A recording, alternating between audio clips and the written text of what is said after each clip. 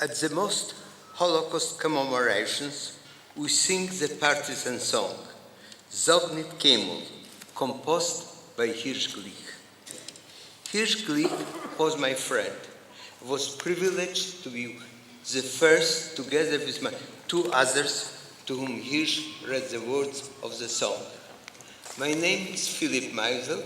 I work as a volunteer at the Jewish Holocaust Center, but I'm responsible for the testimony department.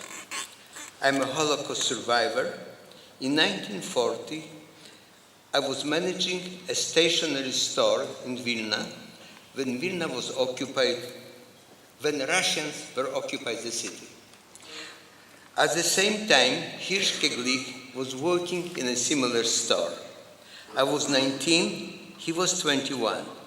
Both of us were members of the same trade union, and we attended compulsory weekly meetings at 8 o'clock each Thursday night.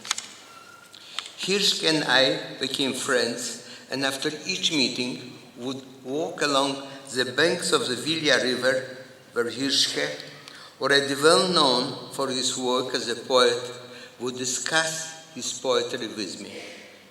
The two of us were young and wanted to build a better new world.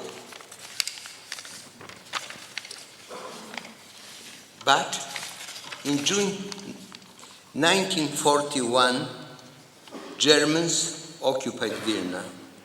In September, they created the ghetto, and in the ghetto, I maintained contact with all my former trade union friends, including Hirschke.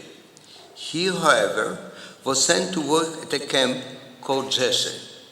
Later, he was brought back to Vilna after the camp was liquidated.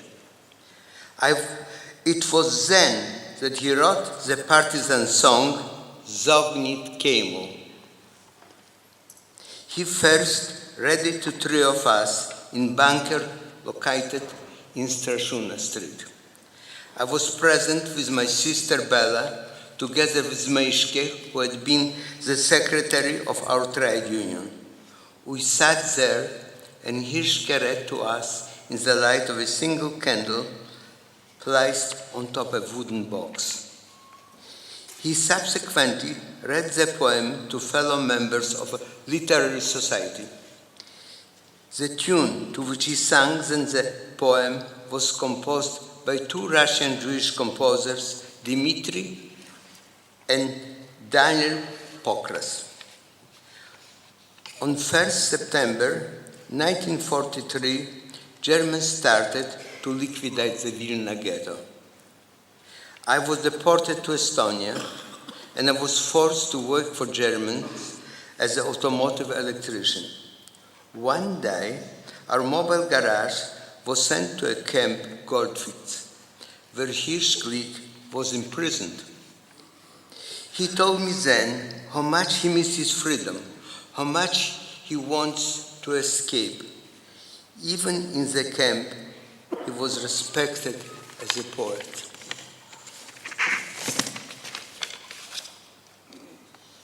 During his captivity, Hirsch continued to compose songs and poems.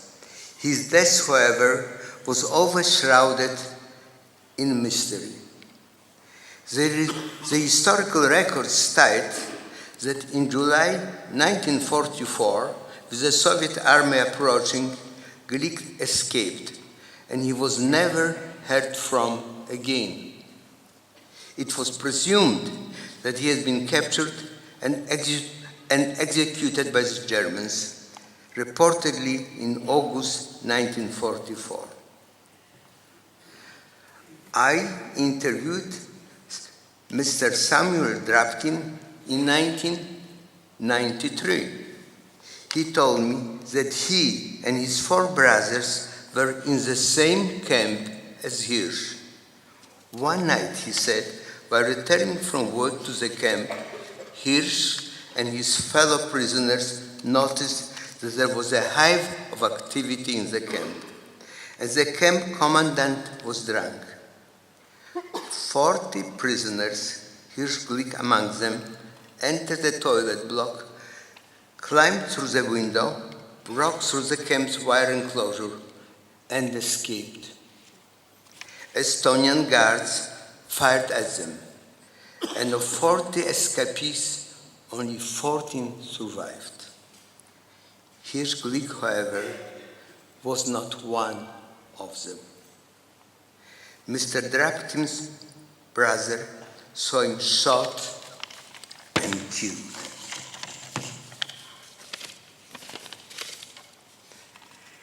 Hirsch's song, The Partisan Lied, sung so long ago by Jews in the Vilna ghetto, has become an anthem of all of those who survived the Shoah. Zog Nit Keynmol, als du gehst dem letzten Weg, es wird erbeuten unser Trott, wir seien da. Never sigh that this is a final road for you. Our step will beat our message. We are here.